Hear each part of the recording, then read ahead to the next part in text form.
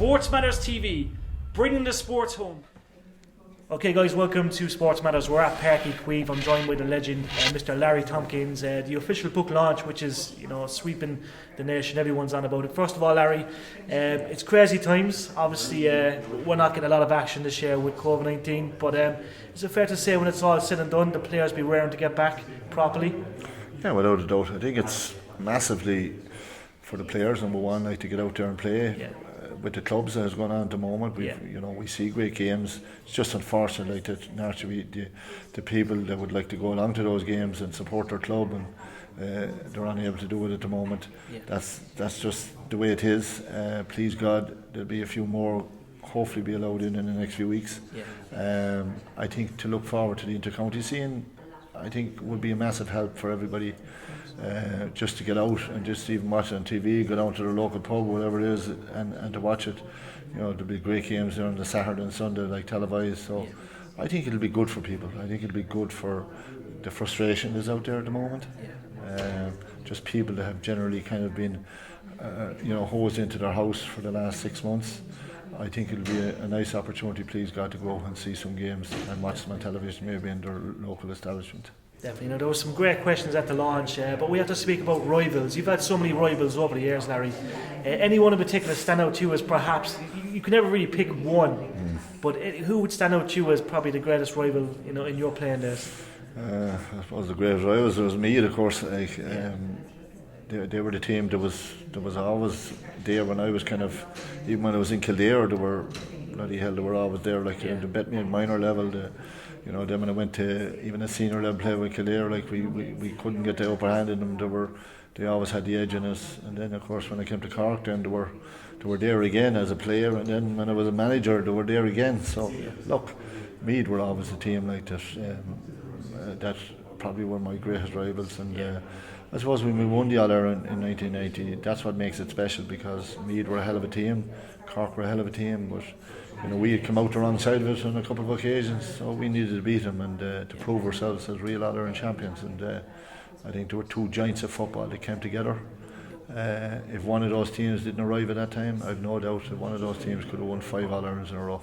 Yeah. That's how good they were. Some rivals, some days, and we have to speak. I always remember my granddad on about when you made that comeback. So obviously managing the Cork team, but people were saying, look, Larry needs to be back on the pitch.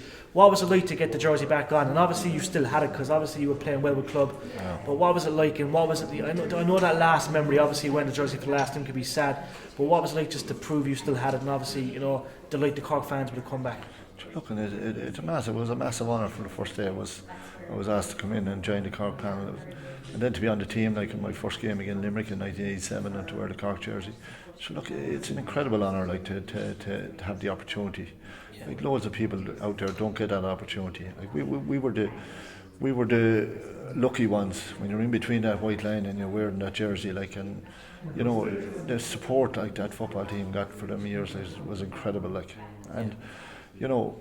thought after 86 I had two back operations. I thought that was it for inter-county scene. I thought maybe I might be able to play a little bit club level at a certain degree. Yeah. I didn't know what level, but come late 97, I was back on the field playing. I was managing Cork, and I just had one of those years then with the club, and I went on from there to the Munster Club Championship with the club, and I was playing real well. So look, I suppose a lot of pressure mounted for me to be playing rather than to be managing. So look, I gave it a go. Do I ever go ahead? Not a hope. I just was so thrilled to have the opportunity to wear the Cork jersey for the last time, and I'll never forget it. Thank God you came to Cork as well. And there's a lot of stuff in the book. I'm not going to go too much into it because we want the readers to see it, but obviously you ended up in Manchester. Yeah. Alex Ferguson was there. What was it like and I know Ali McCoy was around. Yeah. What was it like to be around these guys? Sure, look, I met an awful lot of people like that through my life. A lot of great people. Got very friendly with, even the likes of Sonia Sullivan. Yeah. I'd just like to mention her because, when I used to be training in the Mardock on my own, she was up there as a young girl running around the track, and I used to join her, trying to run with her. Like naturally, I wasn't able to stay with her, but little did I think at that time that I was running against the greatest athlete in the world. I was going to be the greatest athlete in the world. Roy Keane became very good friends with me. These people are very special to Cork, like, Yeah. and for me to be talked in the same breath of them is huge, like.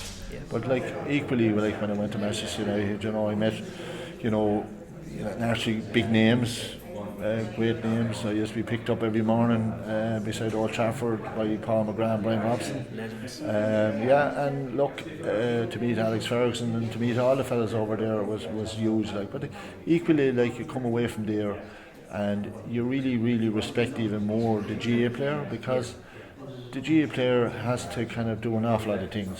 Not alone is he representing his county at the highest level, he's also representing his club at the very highest level, and that inter-county player is expected to do loads for his club, like.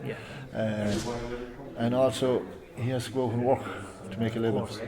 So like, I think it really opened my eyes, like, that the GA player was special, and I think to this day, like, I have massive respect for every GA player and every player that goes out there at amateur level and gives so much to the game, and to really, when they put on their club jersey and their county jersey, how much to give for the love of the game. And I just also want to mention all the people at grassroots level, like, to have helped, certainly touched me in when I was growing up, and have helped me along the line, because these guys come out there every night putting up flags, getting things ready for the youngsters, do so much work, the unsung heroes. Like, I have massive respect for all those people, like, that put in so much work, and they don't get the credit, and they're the people that really keep the heart of the GA going, and massive admiration for every one of those people. Larry, you're a gent. Thank you very much, and we're looking forward to reading the book. Thank you very much. Sports Matters TV, bringing the sports home.